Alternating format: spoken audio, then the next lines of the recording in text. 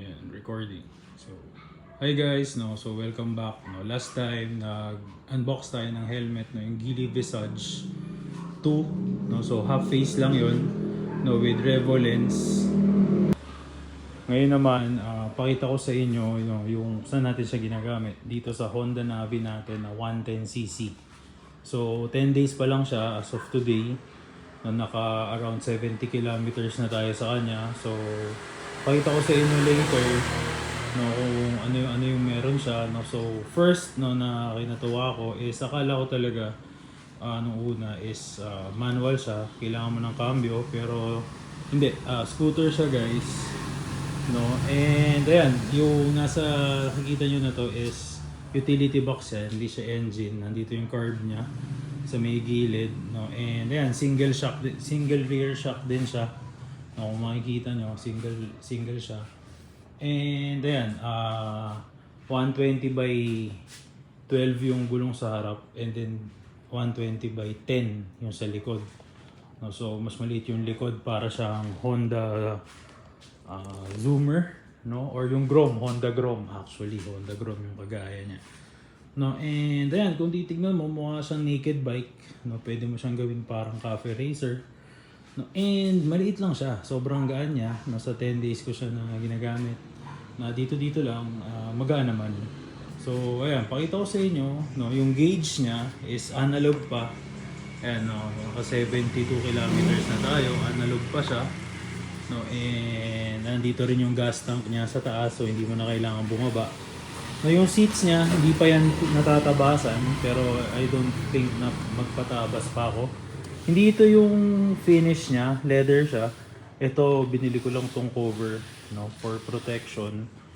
No, ayan, so ayan din yung signal lights niya sa likod. No, medyo malaki siya, no, kagaya nung sa harap. So, isa yan sa mga nakikita ko na pwede nating upgrades. No, and combi brake siya, kung makikita nyo, no, sa baba. No, so yung gulong niya, combi brake yan. So, pag yung left na brakes pinindot nyo, no, yung pinrest nyo, no, pati yung likod, no. Pag yung right lang, ito lang, yung likod lang, no.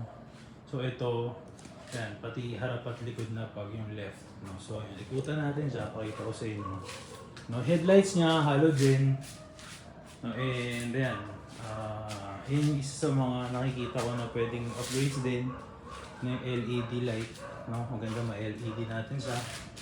Ayan yung look niya from the right, no. Meron siyang yung fairings pala natin, ayan, hindi siya painted, no, plastic siya na may color na plastic.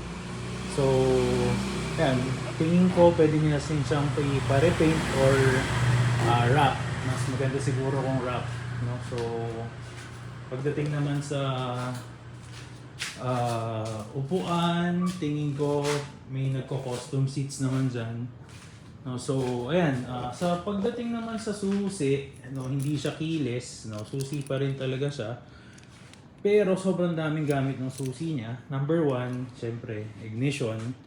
Number 2, dito sa utility box, no, sobrang luwag niyan, no. Pag sinilip niyo yan, ayan, no. So may laman pa siya. Tail tie dito ng click, Honda click, ano. So ayan, maluwag yan sa loob. Ayan, gandun.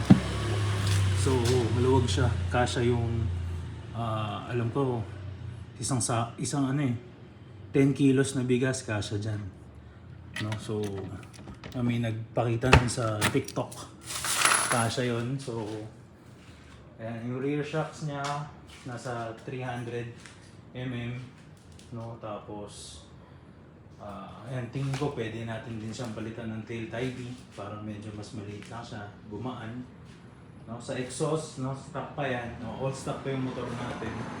Pero ayan, yung mga nakikita kong pwedeng upgrades. So ito, plastic lang din siya, kasama siya sa fairings.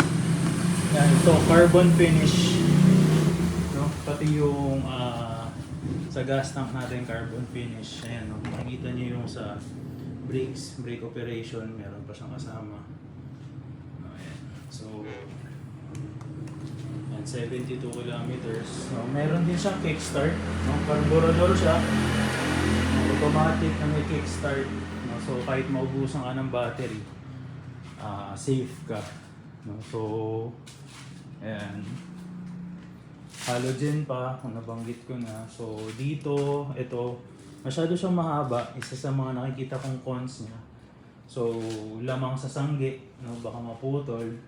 So, isa yan, pwede natin siyang paiklian, no? So, ayan, fresh pa, may kasa markings pa, no? And, ayun, front shocks niya, no, maganda may cover din kasi maganda may protection din yan sa mga gasgasin and everything. No? So, ayan. Start natin, and then, pakita ko pala sa inyo kung saan yung gamit ng susi. Number 1, ignition.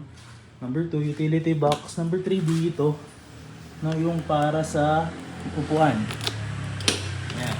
So, pag tinanggal yung upuan guys, ganyan siya. Battery, tapos may tools din. Konting space para, kasya naman yung mga papers nyo and everything ng motor para hindi nyo nalagay sa ilalim. Pwede na dito. No, so, ayan siya. Ito yung seat. Okay naman. No? Ito, cover lang yan yung ginawa ko para lang protection for now habang hindi pa tayo nagpapa-custom ng seats. So, kita ko naman sa inyo pag in-start natin siya, ayan. May ignition on na yan, wala talagang ilaw. No? And ayan, push start. Push start. Solid, diba?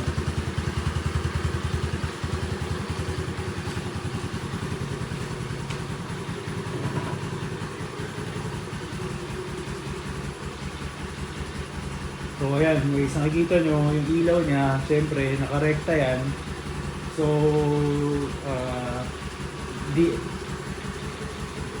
pwede natin yan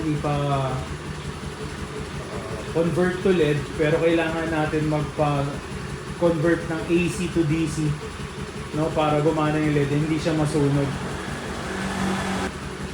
Kasi pag nirekta natin yun, sunog yung LED na bibilin nyo.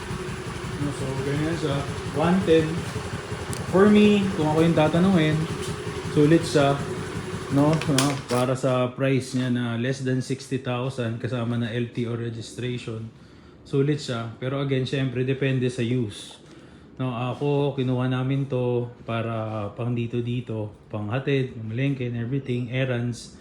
No, pero kung gagawin niya siyang pang racing, no, kung ilalaban niya sa mga click, NMAX, Aerox, nako, no, hindi siya uubra. Kasi 110cc lang siya. Pero kung papogian, lalaban naman siya. No? Kaya tingin ko para sa akin sulit siya. No? Na-try ko na din siya ng may OBR. And kaya-kaya kahit paakyat. No? So, hindi lang, ang top speed niya is around 80. Na-try ko na din. Pero pag may OBR ka, siguro, kagaya ko, mabigat ako, no, around 50 to 60, no, kaya niyang tumap speed ng 50 to 60. No, good enough na for city rides. Kaya yan, para sa mga nagbabalak, no, na kumuha ng Navi, if nagdadalawang isip kayo kasi niisip nyo malaking tao kayo, no, kayang-kaya actually sa US, no, yun yung naging